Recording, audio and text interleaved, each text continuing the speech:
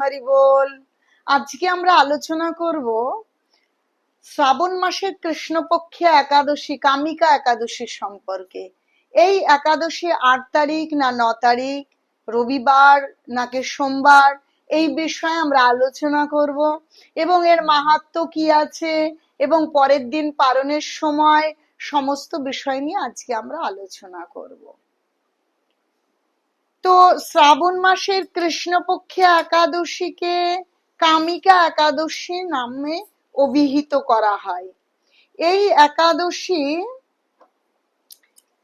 9 August 23 শ্রাবণ রবিবার একাদশী পড়ছে।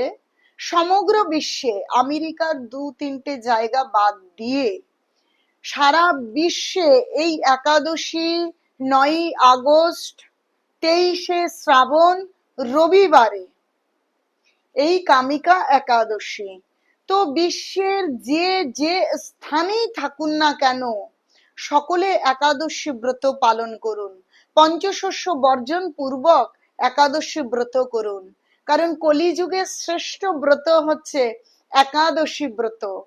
এই ব্রতের দিন যদি কেউ অন্ন চাল মানে অন্ন, গম, রুটি বা যব, সরিষা এবং তেল, সরিষার তেল এবং ডাল, চাল, ডাল, সরিষা, যব, এই বিষয়গুলো এবং গম, এই পঞ্চশস্য গ্রহণ করে, তাহলে এই পঞ্চশস্যের মধ্যে সমস্ত পাপ নিমজ্জিত থাকে। তাই এই পঞ্চশস্য গ্রহণ করতে নেই। ভগবানের নাম, ভগবানের সেবা, ভগবানের কথাকে প্রাধান্য দিয়ে উপবাস পূর্বক এই তিথি পালন করতে হয়। তো সকলে সধবা, বিধবা, 8 থেকে 80, আবাল বৃদ্ধ বনিতা সকলে একাদশী ব্রত পালন করুন।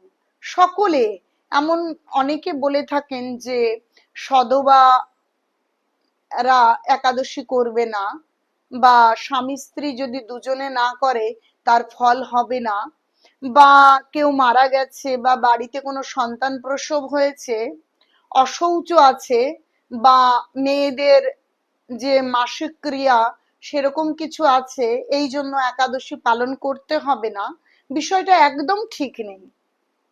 যে ওই দিন যে কোনো বাহানা করে যদি একাদশী না করা হয়, পঞ্চশস্য গ্রহণ করা হয়, তাহলে সমস্ত পাপ নিজের মাথার ওপর এসে যায়। তাই কোনোভাবে যা কিছু আসুক, শৌচ হোক, অশৌচ হোক, সমস্ত অবস্থায় একাদশী ব্রত পালন করা কর্তব্য। আর এই একাদশী দিনে অনেকেই বলেন তুলসী মাকে জল প্রদান করব কিনা, রবিবারে জল প্রদান করব কিনা।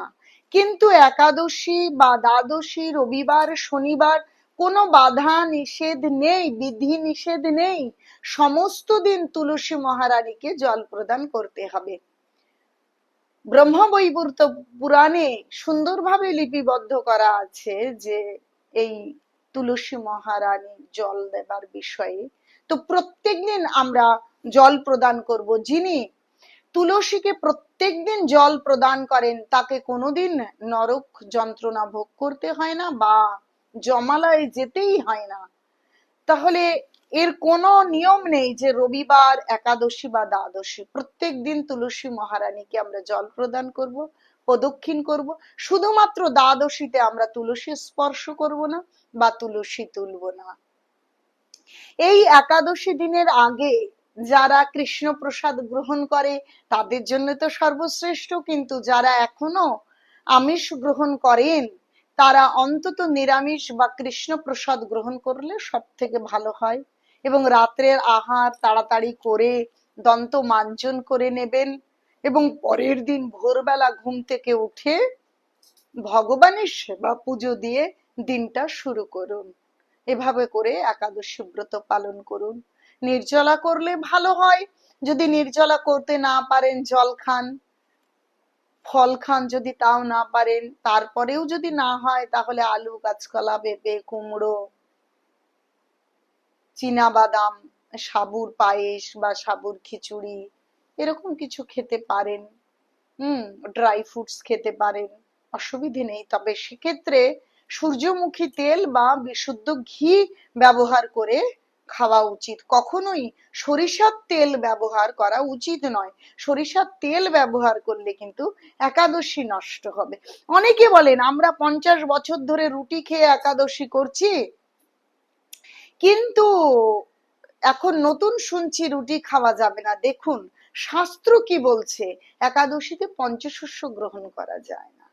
যে আমি বা অন্য কেউ কি বলছে, যে শাস্ত্র কি বলছে? শাস্ত্র বলছে একাদশীর দিন পঞ্চশস্য গ্রহণ করা যায় না। যদি রুটি খাওয়া হয় তাহলে সেটা কখনোই একাদশী হয় না। একাদশীর দিন পঞ্চশস্য গ্রহণ করা যায় না। তো এইভাবে একাদশী পালন করুন।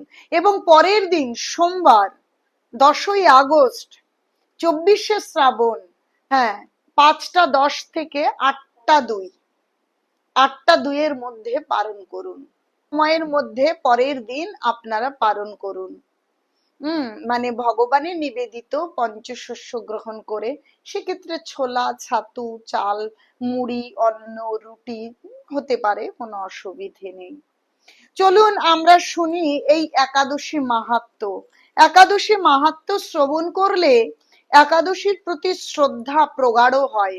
আর শ্রদ্ধা যুক্ত হয়ে যদি কোনো ব্রত পালন করা হয় তাতে অধিক ফল আমরা পেতে পারি।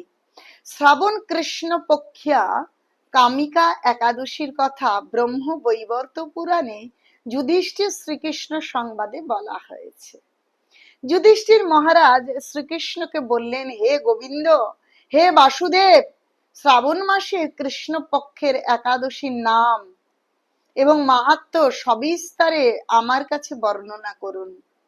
তা শুনতে আমি অত্যন্ত কৌতূহলী। প্রত্যুত্তরে ভক্তবৎসল ভগবান শ্রীকৃষ্ণ বললেন, হে রাজন, পূর্বে দেবর্ষি নারদ প্রজাপতি ব্রহ্মাকে এই প্রশ্ন করলে তিনি যে উত্তর প্রদান করেছিলেন, আমি এখন সেই কথাই বলছি। আপনি মনোযোগ সহকারে তা শ্রবণ করুন। একসময় ব্রহ্মার কাছে ভক্তশ্রেষ্ঠ নারদ জিজ্ঞাসা করলেন, হে ভগবান, শ্রাবণ মাসের কৃষ্ণপক্ষিয়া একাদশীর নাম কি? এর আরাধ্য দেবতাকে? সেই ব্রতের বিধি বা কি রকম? এবং এই ব্রতের ফলে কি পুণ্য লাভ হয়, তা সবিশেষ জানতে ইচ্ছা করি। আপনি কৃপা করে আমাকে তা জানালে আমার জীবন ধন্য হবে। শ্রী নারদের কথা শুনে ব্রহ্মা অত্যন্ত সন্তুষ্ট হলেন। তিনি বললেন, হে বৎস, জগৎ জীবের মঙ্গলের জন্য আমি তোমার প্রশ্নের যথাযথ উত্তর দিচ্ছি, তুমি তা শ্রবণ করো। শ্রাবণ মাসের কৃষ্ণপক্ষী একাদশী কামিকা নামে জগতে প্রসিদ্ধা। এই একাদশীর মাহাত্ম্য শ্রবণে বাজপেয় যজ্ঞের ফল লাভ হয়। চিন্তা করে দেখুন, আমরা কি এই কলিযুগে বাজপেয় যজ্ঞ সত্যি করতে সক্ষম হব? কিন্তু সেই যজ্ঞের ফল লাভ হয় শুধুমাত্র যদি আমরা এই একাদশী ব্রত পালন করি। তাহলে দেখুন ভগবান আমাদের কতটা কৃপা করেছেন। ভগবান শ্রীহরির পূজা অর্চনা পরিমিত পূর্ণ ফল প্রদান করে।